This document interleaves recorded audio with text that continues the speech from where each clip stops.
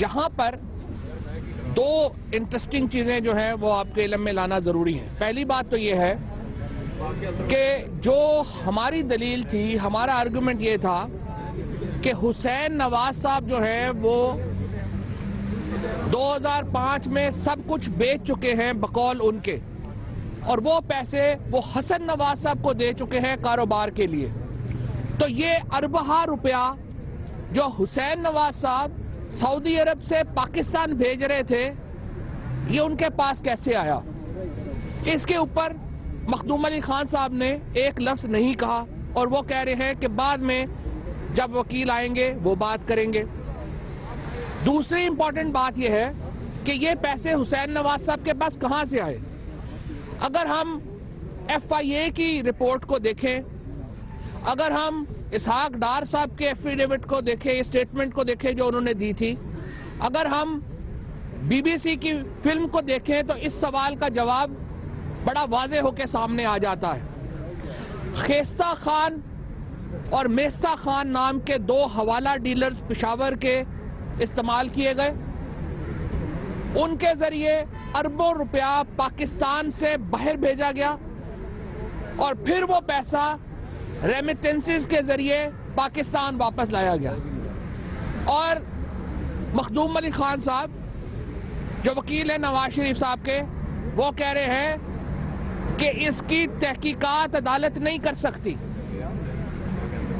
Technicalities जिस तरह से कल से हमने देखा, इस्तेहकाक है, इस्तिस्ना है, अदालत ये नहीं कर सकती, ये आर्गूमेंट्स हैं नवाज शरीफ साहब के वकील के। लेकिन अदालत आर्टिकल 184(3) में ये करार दे चुकी है कि ये पिटीशन मेंटेनेबल है, और जब अदालत ये कह चुकी है तो फिर तमाम इंक्वायरी भी अदालत करने की मजाज है। और ये मामला कि ये अरबों रुपए बाहर कैसे गए और वहां से वापस कैसे लाए गए, एक अहम जुज़्व है इस मामले का। इसके साथ एक और लतीफ़ा हुआ, और वो लतीफ़ा ये है कि मरियम नवाज शरीफ बीबी ने कल ये अपनी एक रिप्लाई जमा कराया है, जिसमें उन्होंने फरमाया है कि वो अपने वालिद साहब की नहीं, यानी मियां मोहम्मद नवाज शरीफ साहब की नहीं, बल्कि मियां मोहम्मद नवाज शरीफ साहब की वालिदा यानी अपनी दादी की डिपेंडेंट है, वो उनके घर में रह रही हैं। और नवाज शरीफ साहब की वालिदा नवाज शरीफ साहब की डिपेंडेंट है। आप अंदाजा लगाएं कि किस तरह के लतीफे और किस तरह के आर्गुमेंट जो है वो सुप्रीम कोर्ट में दिए जा रहे हैं। यानी नवाज शरीफ साहब की वालिदा नवाज शरीफ साहब की डिपेंडेंट है, और नवाज शरीफ साहब की बेटी नवाज शरीफ साहब की वालिदा की डिपेंडेंट है। इस तरह की दलीलों से, इस तरह की गुफ्तगू से ये केस जो है वो इस वक्त चल रहा है। अब जब ये मुकदमा वापस शुरू होगा तो मखदूम अली खान साहब से जज साहब ने बार बार ये इस्तदा की है, ये कहा है कि आप अपने आर्गूमेंट्स आज ही मुकम्मल करें। और ये इस वक्त जिस सिचुएशन में हम हैं, साबित हो चुका है, ऑलमोस्ट पूरे पाकिस्तान को यकीन हो चला है कि जो पनामा पेपर्स में इल्जामात भी तहरीक इंसाफ के लगाए हुए नहीं हैं। हम सिर्फ ये कह रहे हैं कि जो इंटरनेशनल स्कैम ICIJ ने दिया उसकी मुकम्मल तहकीकात होनी चाहिए। सुप्रीम कोर्ट वो एक्सरसाइज कर रही है, और सुप्रीम कोर्ट के फैसले के ऊपर तमाम फ्रीकैन को जो है वो मुकम्मल एतबार होगा।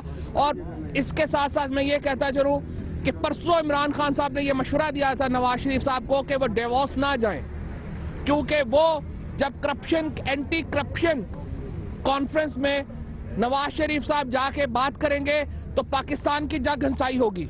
और आपने देखा कि वज़ीर आज़म ने, नवाज शरीफ साहब ने मशवरा नहीं माना, कल वो डिवोर्स गए, और वहाँ पर स्पीकर्स ने, वहाँ पर जो इंटरनेशनल स्पीकर्स आए हुए थे, बैनुल अक़वामी स्पीकर्स आए हुए थे, उन्होंने कहा है कि पनामा पेपर्स दुनिया में करप्शन की एक नई दास्तान है, एक नया राज है, और पाकिस्तान के वज़ीर आज़म इसके एक अहम प्लेयर हैं।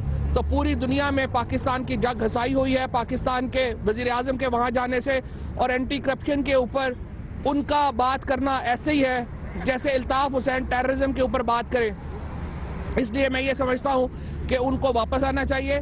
मुकदमे के ऊपर तवज्जो दें। इस मुकदमे के बाद जो है वो फिर अगली बातें जो है वो खुलेंगी। इंशाल्लाह ये मुकदमा जल्द कंक्लूड होगा और पाकिस्तान के लोग जिस इंसाफ की तवक्को कर रहे हैं वो उनको मिलेगा।